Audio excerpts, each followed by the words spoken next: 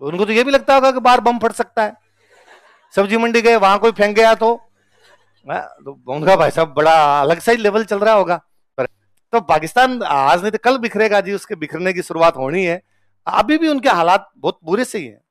मैं तो कई बार सोचता हूँ जैसे अपना एक फिक्स पैटर्न तो है, सुबह 7 बजे उठे, कोचिंग गए, कोचिंग से वापस आए, पीजी आए, खाना खाया, पढ़े, खेले कूदे, कोई गाने सुने, रात को सो गए, सुबह वापस कोचिंग, एक दिनचर्या तो है। मैं कई बार सोचता हूँ कि पाकिस्तान वालों की भी है क्या कोई, तब तक ये करें भारत एक होगा। 20 फरवरी 1947 हम पाकिस्तान नहीं बनाएंगे। उन जिन्ना को साफ साफ कहा कि कैसे बना सकते हैं। तो उन्होंने, अंग्रेज कितने यूं मतलब इंटेलिजेंट थे, उन्होंने जिन्ना को तब कहा कि तू कह रहा है पाकिस्तान बनाओ, पाकिस्तान कहां बनाओ, तू कह रहा है जहां जहां मुसलमान ज्यादा है उनको पाकिस्तान बना दो। तो कहा ठीक है। तो उन्होंने कहा भाई एक तो मुसलमान ज्यादा है पंजाब में, एक मुसलमान ज्यादा है बंगाल में, अब तेरे को ये पाकिस्तान चाहिए कि हाँ, तो मतलब आधा टुकड़ा तो तेरे को इधर दे दें और आधा टुकड़ा तेरे को इधर दे दें, और बीच में ये इंडिया है। तो तुम आपस में मिलोगे कैसे? ये भाई ये पाकिस्तान होगा, ये पाकिस्तान होगा। तुम्हारी भौगोलिक दूरी बहुत ज्यादा है, तुम थोड़े दिन साथ रहोगे, बाद में तुम अलग हो जाओगे। और वे देख लो 1971 में अंग्रेज तब कह गए थे ये धर्म वर्म कुछ ही नहीं है, तू देखता है मुसलमान मुसलमान सारे एक रह जाएंगे, एक रह जाएंगे, फिर तो 57 देश बनाई क्यों रखे, सारे मुसलमानों को एक देश हो जाना चाहिए।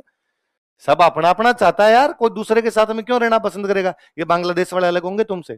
फिर उन्होंने और कहा जिन्ना को उन्होंने कहा तू कह रहा है मुसलमान ज्यादा, उसको दे दो। तो बीच में जो यूपी बिहार में मुसलमान बैठे हैं उनका क्या करेंगे? जिन्ना ने कहा मैंने समझ लिया कि मर गए हैं वो,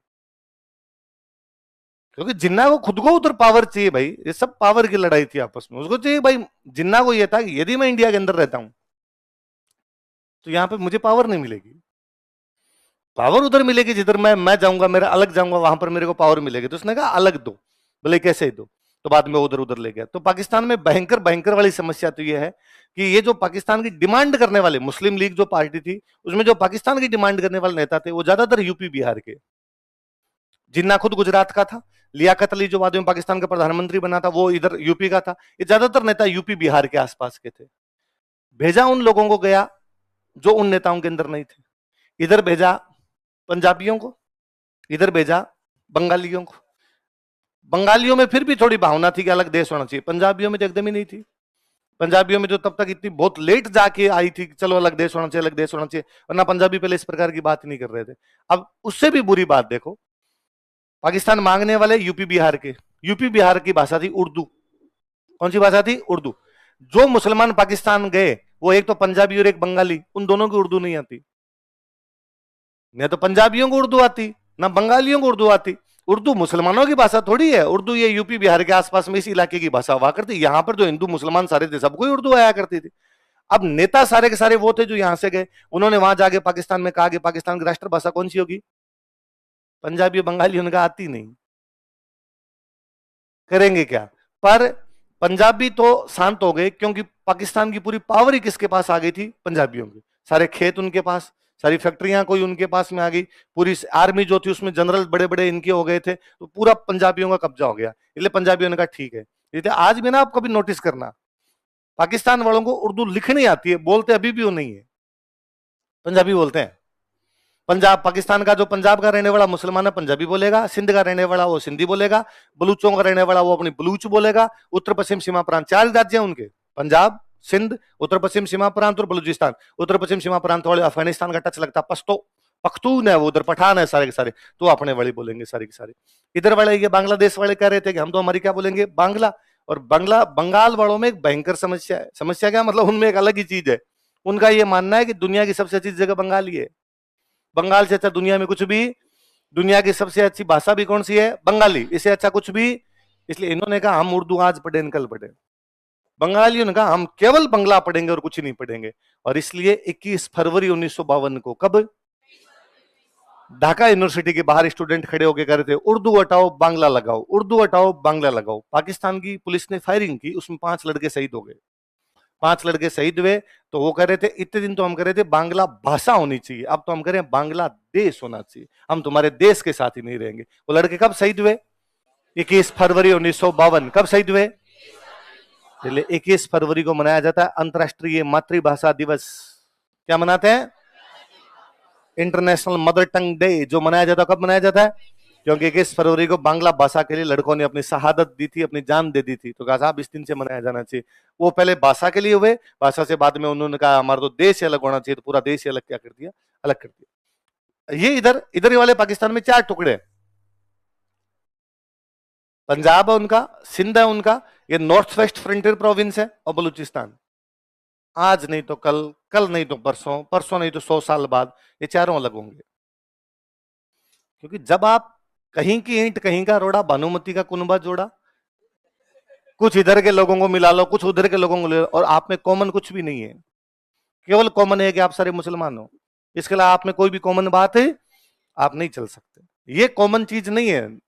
भारत में धर्म से ज्यादा संस्कृतियां हावी है, अपनी अपनी कल्चर है सबकी। हमारे किसी भी धर्म की पूरी एक जैसी कल्चर नहीं है।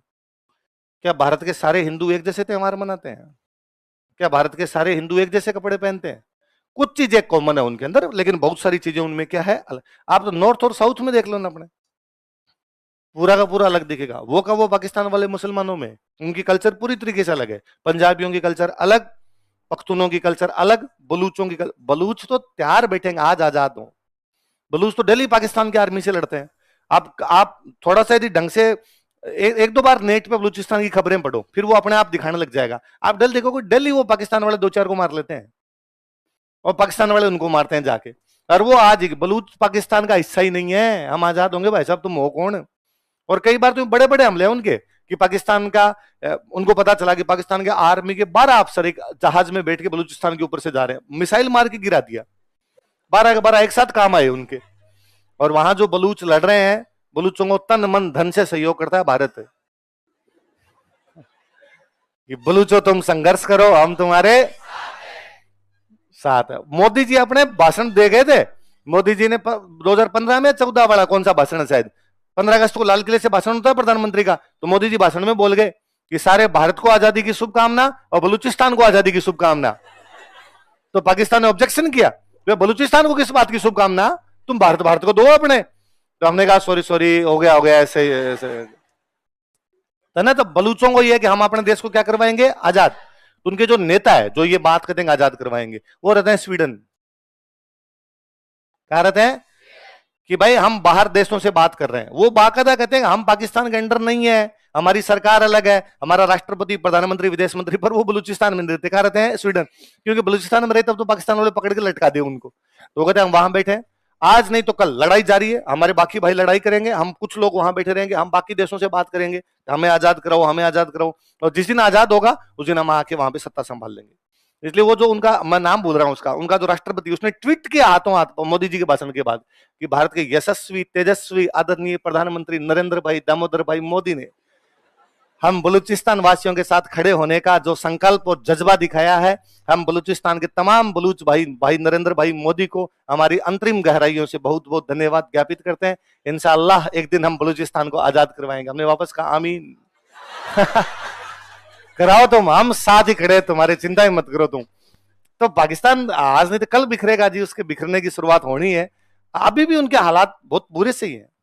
मैं तो कई बार सोचता हूँ, जैसे अपना एक फिक्स पैटर्न तो है, सुबह 7 बजे उठे, कोचिंग गए, कोचिंग से वापस आए, पीजी आए, खाना खाया, पढ़े, खेले कूदे, कोई गाने सुने, रात को सो गए, सुबह वापस कोचिंग। एक दिनचर्या तो है। मैं कई बार सोचता हूँ कि पाकिस्तान वालों की भी है क्या कोई? उनको तो ये भी लगता होगा कि बाहर बम फट सकता है, सब्जी मंडी गए वहां कोई फेंक गया तो उनका भाई साहब बड़ा अलग सा ही लेवल चल रहा होगा।